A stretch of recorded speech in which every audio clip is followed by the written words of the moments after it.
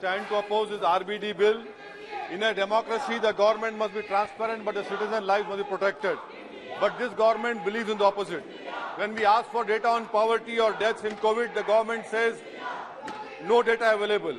But the government feels it is entitled to collect all our personal and private data and use it for its own end. So there is a phrase in English called peeping Tom. In Hindustani phrase, it should be called Jhanku Uncle, which the government indulging in. So the proposed section 3, subsection 3A, violates the fundamental rights to privacy guaranteed by the Constitution and as recognized by the Supreme Court in Puttaswamy judgment, sir. Sir, information collected under RPI Act, Aadhaar Act, National Food Security, Passport Act, Motor Vehicle Amendment Act is all collected for that purpose alone. Interlinking and centralizing such diverse databases violates the principle of purpose limitation, which is at the heart of the right to privacy.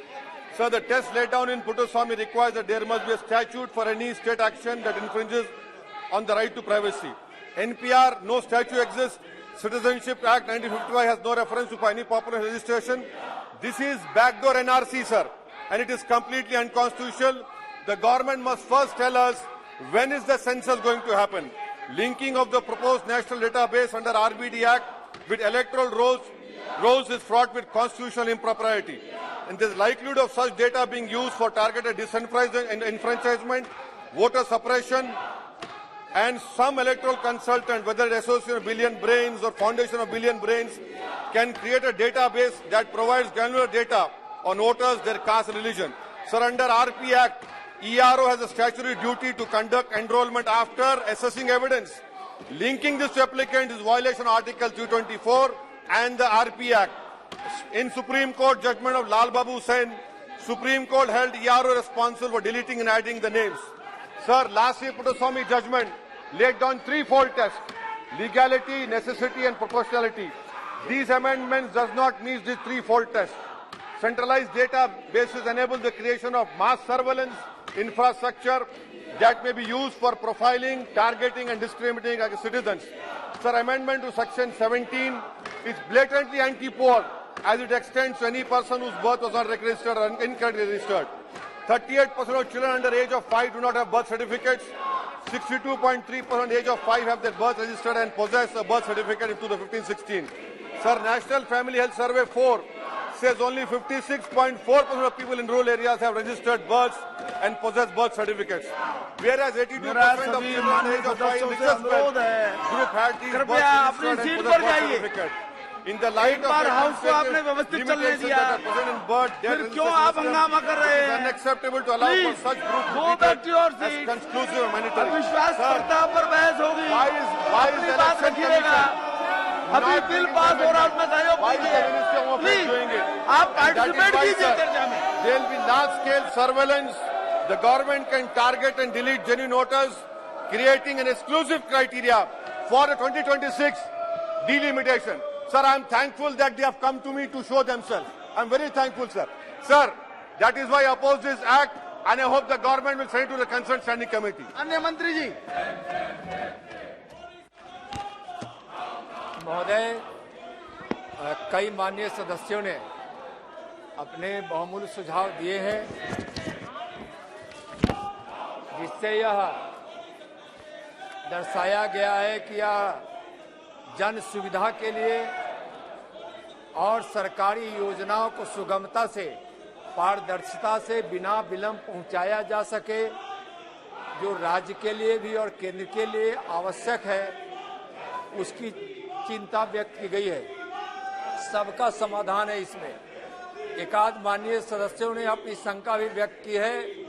मैं उनसे आग्रह करना चाहूंगा कि शंका की कहीं इसमें कोई गुंजाइश नहीं है। बहुत ही पवित्र मन से मोदी जी की सरकार इस विधेयक को लेकर आई है। माननीय मोदी जी की सरकार जन सुविधा में किसी भी कारण से विलंब न हो और उसको सेवाएं प्रदान की जाए, इसके लिए एक जन मृत्यु प्रमाण पत्र यानी रजिस्ट्रेशन के माध्यम से इसका डेटाबेस तैयार करने की मंशा से यह विधेयक लाई है। और महोदय, जब यह विधेयक लाने की बात आई, केंद्र सरकार जब सोची तो केंद्र से संबंधित सभी विभागों सभी मंत्रालयों और सभी राज्यों, केंद्र शासित राज्यों से इसमें परामर्श लिया गया। महोदय, किसी ने कोई आपत्ति दर्ज नहीं कराई, सबका समर्थन प्राप्त हुआ। उतना ही नहीं, यह महीनों तक जो इसका ड्राफ्ट बना वह जन परामर्श के लिए भी रखा गया और जन सामान्य की ओर से जो भी सुझाव आए उस पर भी महोदय विचार किया गया है। और महोदय, यह जन्म और मृत्यु प्रमाण पत्र का इससे सरलीकरण होगा। महोदय, पहले फिजिकल रजिस्टर में यह दर्ज होता था, अब इसका डिजिटल डेटाबेस बनेगा, जिससे बहुत ही किसी को भी जरूरत पड़ेगी अपने जन्म प्रमाण पत्र के या किसी के मृत्यु के पश्चात उसके परिवार वालों को या किसी को भी मृत्यु प्रमाण पत्र की जरूरत होगी तो वह जहां रहेगा बहुत ही सरलता से उसको उपलब्ध हो जाएगा। महोदय, यह जन्म प्रमाण पत्र को, इसके रजिस्ट्रेशन के पश्चात जो जन्म प्रमाण पत्र मिलेगा 7 दिनों के अंदर, जब सूचना प्राप्त होगी उसके 7 दिनों के अंदर उसको प्रमाण पत्र उपलब्ध करा देना है, ऐसी व्यवस्था की गई है। जन शिकायतों का निवारण हो, इसके लिए इसमें सरलता से इसकी व्यवस्था की गई है। महोदय, यह जन प्रमाण पत्र एक ऐसा डॉक्यूमेंट होगा जो कहीं भी कोई सरकारी नौकरी में, चाहे केंद्र में या राज्य में जाए, या ड्राइविंग लाइसेंस के लिए जाए, चाहे मतदाता सूची में नाम के लिए जाए, चाहे किसी शिक्षण संस्थान में एडमिशन के लिए जाए, उस समय जब जन्म और स्थान का प्रमाण पत्र प्रस्तुत करना हो तो वह एक बहुत सक्षम डॉक्यूमेंट होगा।